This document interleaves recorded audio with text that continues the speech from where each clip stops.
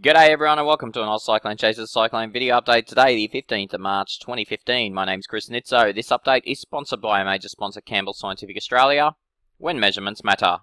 Sole topic of conversation tonight, of course, will be Tropical Cyclone Nathan in Queensland. It's the only cyclone in Australia and the only cyclone expected to be in Australia over the next week.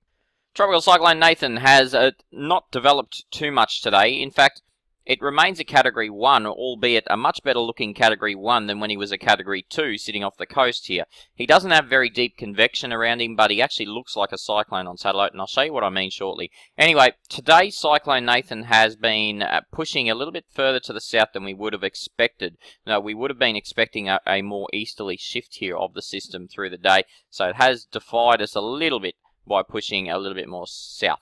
Now, it's expected to move southeast or east-southeast overnight tonight, intensify overnight tonight. That deep convection should begin consolidating around the low-level circulation center.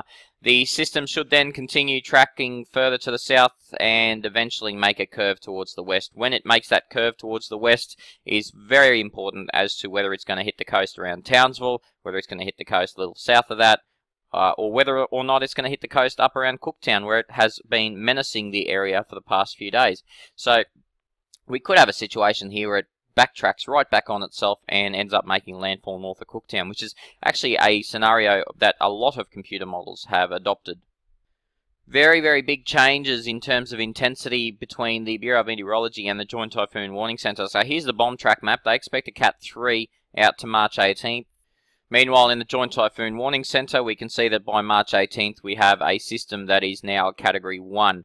And if we just take a look out there, you can see 45 knot system on the 18th. Same time that the Bureau has a Cat 3, the JTWC has a Cat 1 on our scale. Both agencies expecting that recurve, both agencies just to the south there of Willis Island. The Bureau have it pushing a little bit further to the south than the Joint Typhoon Warning Centre do. And one of the key, obviously the key thing to note here is the difference in intensity forecast. Cat 3 on the bomb, Cat 1 on the JTWC, and weakening further to a tropical low by the end of the 5-day period.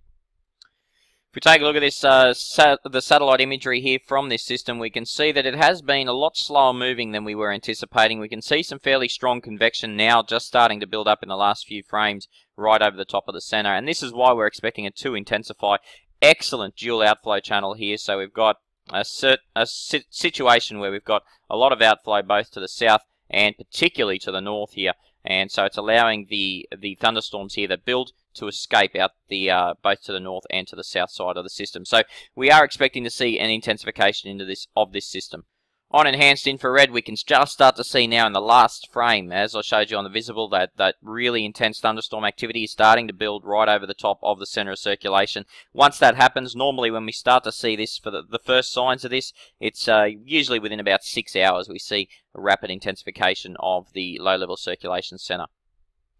The Bureau in their technical outlook have mentioned the fact that the system is lying over an area of marginal oceanic heat. So while the sea surface temperatures might still be somewhere between 28 and 30 degrees, the fact that the cyclone has been remaining over the same area has resulted in upwelling of some cooler waters. And so what we've had here is a situation where we don't have much heat potential, even though the oceans at the surface, right on the surface, are still pretty warm. And we can see this on the oceanic heat potential chart here. We've got fairly low levels of heat potential where the tropical cyclone lies right now. If it continues to track a little bit further to the east or south, it'll get into areas with slightly better heat potential. Obviously, this is really important because cyclones need to get their energy from the oceanic heat at the surface. And you can see here just exactly how badly the cyclone has affected the oceanic heat. We can see here that we've got an area of yellow and blue, which shows us that temperatures below 26 degrees in little portions of this section of coastline where the cyclone has been very, very slow moving. The other thing you can see in this chart is also where Tropical Cyclone Pam was just meandering about there for a number of days. You can see how badly she's affected the ocean heat as well. If we take a look at the animation, you can see here just how important it is when that cyclone just sits over the top of an area and how quickly the oceanic heat temperatures drop. So we can see here 6th, 7th of March it was all good, and then by around about the 13th of March we've got very cool ocean temperatures right over the top of this, right underneath the centre of circulation. Alrighty, so here's the key distinction. This is one of the key reasons why the Joint Typhoon Warning Centre completely wipes this system out, and also the BOM also mentioned the possibility of it entraining this dry air. So what we're looking at here is moisture levels in the atmosphere. As the system tracks further to the south, it will encounter some drier air. Now this drier air is pushing north, the cyclone is pushing south. Doesn't take a genius to figure out at some stage they're going to meet. Now, how badly that meeting takes place and how violently that dry air wraps into the centre of circulation will determine whether this system completely dies out very quickly or whether it just goes through a weakening phase for a little bit and before re-intensifying, before moist air comes back in and takes its place. So anyway, the key thing to note here is this blue air is pushing up against this orange air. The orange and brown air shows high levels of moisture, something as cyclones require. Blue air, no good. Cyclones will die in blue air. Let's take a look at a range of different computer models. This is the GFS forecast model. We can see tropical cyclone category 2 or 3 by the time it makes landfall on the Thursday night or Friday morning, right over the top of Townsville to Cardwell. The UK Met doesn't want a bar of that. It wants to cross the cyclone up around Cooktown to Cape Melville. The experimental models have the system moving a lot further to the southeast and then almost coming right back onto itself and intensifying also to a category 3. Eventually, if you extrapolate that, we will end up heading towards Cooktown. The CMC model has it doing a complete 360 on itself. It doesn't push it southwards at all, so we would be then looking at a Cooktown to Lockhart River crossing on the CMC. The other experimental model, same sort of thing, pushes it southeastwards and similar track back to the west as a Cat 3. The NavGem 2, Cat 3, same sort of scenario, folks. I don't want to be a broken record here, but the model guidance is pretty clear. The only issue is how far south does it push in the meantime. So at this stage, the system's tracking a little bit more south than we would have expected. So I'm not discounting the fact that it's going to push eastwards a little bit more, but I'm just saying that at the moment, these models, the ones that have it pushing eastwards from here, haven't really got a grasp on what's steering the system yet. And last but certainly not least is the European, and the European has it tracking southwards and then coming right back onto itself, making a landfall around Cape Melville as a Cat 2 or 3 system.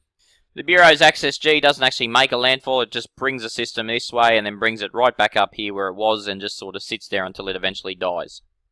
Looking at probability images, we can see this is the GFS probability image. Now, the key thing to note here on the GFS probabilities is the expected much further south-southeast track, and then followed by that westerly drift. So we can see here it tracks a long way further to the south, which is a little bit more in line with the Bureau of Meteorology track maps. They're also suggesting that it's going to track a long way further to the south than the European is showing. So these are the strike probability diagrams based on the GEFS ensemble. So you can see here south-southeast motion and then obviously a westerly shift back onto the coast.